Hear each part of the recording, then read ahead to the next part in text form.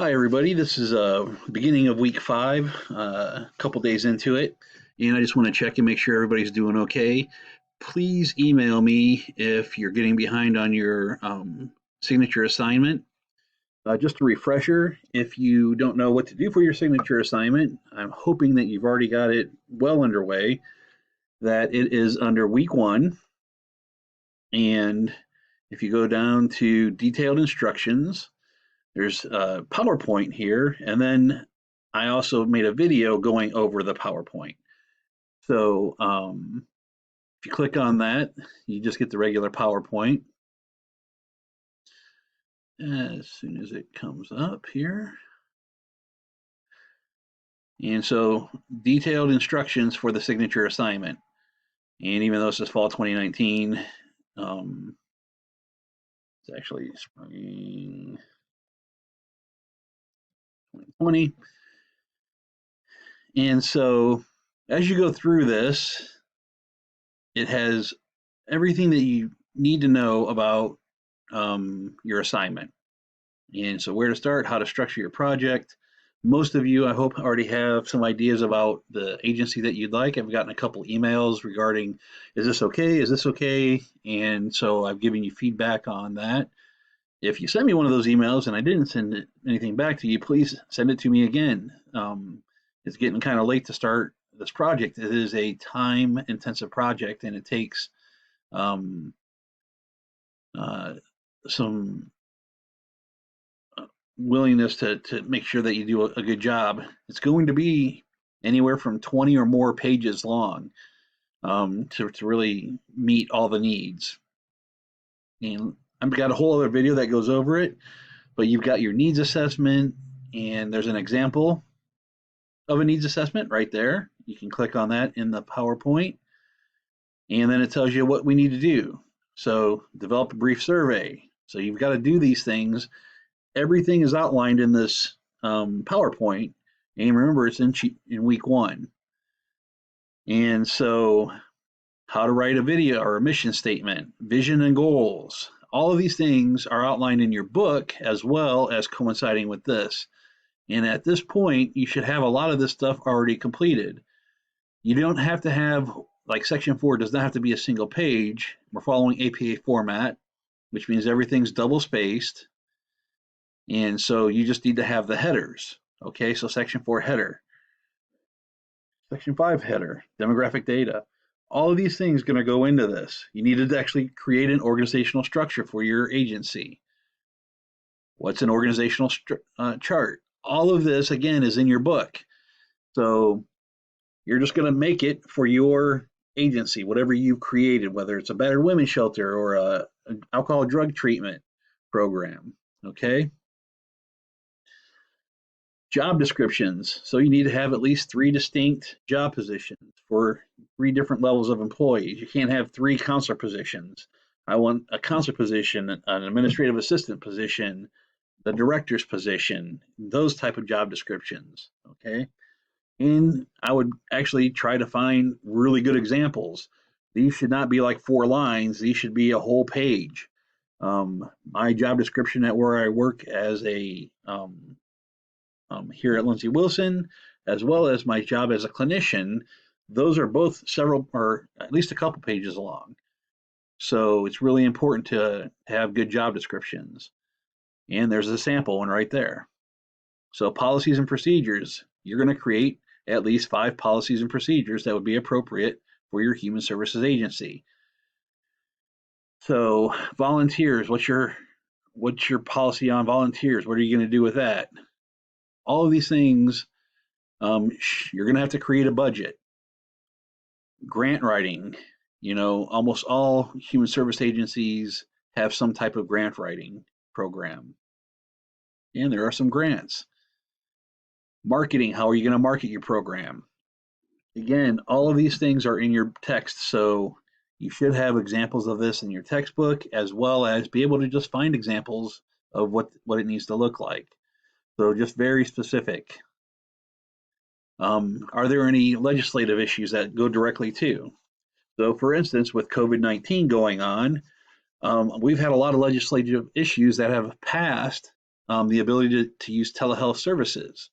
And so in my agency, every single clinician that I work with at ARC, they all are using telehealth services to provide groups and individual, as well as treatment planning and everything else. So it's been a really big change as far as what's going on with legislation. How are you going to evaluate your program? And again, there's a whole section in your book. And then, of course, the last section is references and works cited. So you should have several references and works cited. Um, Obviously, in APA format, we have references. We don't do works cited. So you're going to have a reference page. If you have any questions, please email me. And so that is the signature assignment. Most of you should be well on your way to having that complete.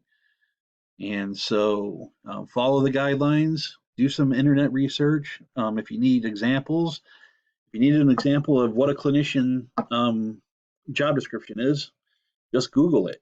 Google clinician job description. Okay. And so I hope that is helpful to that.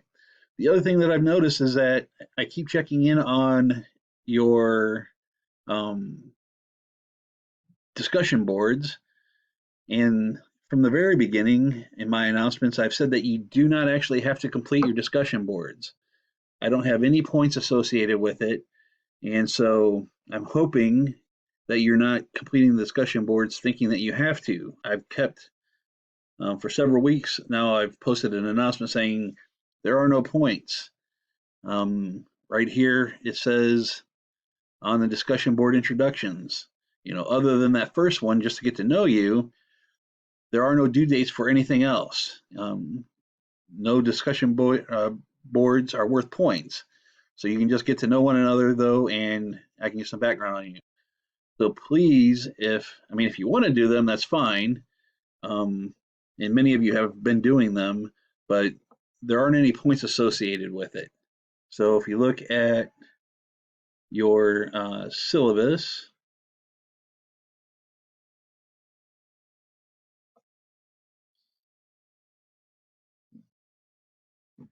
it comes up here. So your signature assignment, the agency plan, that's due April 19th. So you've got 12 days for your agency plan. That's when it's due. It's worth 100 points. And then the following week, you're going to do your peer feedback, and that's worth 25 points. So a total of 125 points. Your experiential paper, which is due tomorrow at midnight, is worth 25 points. We've already had the midterm exam. That's worth 50 points. And then there will be a final exam worth 100 points.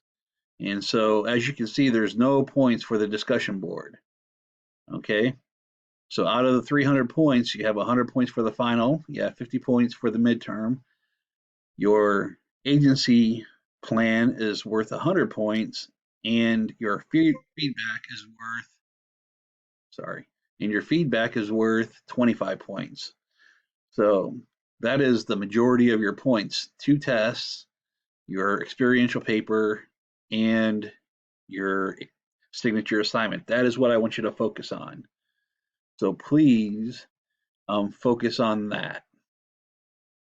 If you got time to do the discussion boards and you want to participate in them and support each other that way, that's fine. And the layout of your paper, of your signature assignment, should be this: the title of your program, the mission statement, the value statement, the purpose statement, the needs assessment. Each one of these numbers should be a separate header. Okay, this will be your first page. No abstract is needed. Then you're just going to jump right into your mission statement, your value statement, your purpose statement, your needs assessment. Okay, and remember, for your needs assessment, you should have created a survey that you didn't actually deploy, but that survey is going to be an example of what you would have asked the community in order to do a needs assessment. Then you're going to have fake data. You're going to have demographic data for the region that you want to serve. It might be all of Kentucky. It might be a specific county, whatever it is that you want to serve in your area. And your data should support So if you're looking at drug addiction and you're looking at all the arrests, that was something maybe you asked, and you looked at the services that were available. Maybe there were no other services, or maybe the nearest services were 50 miles away.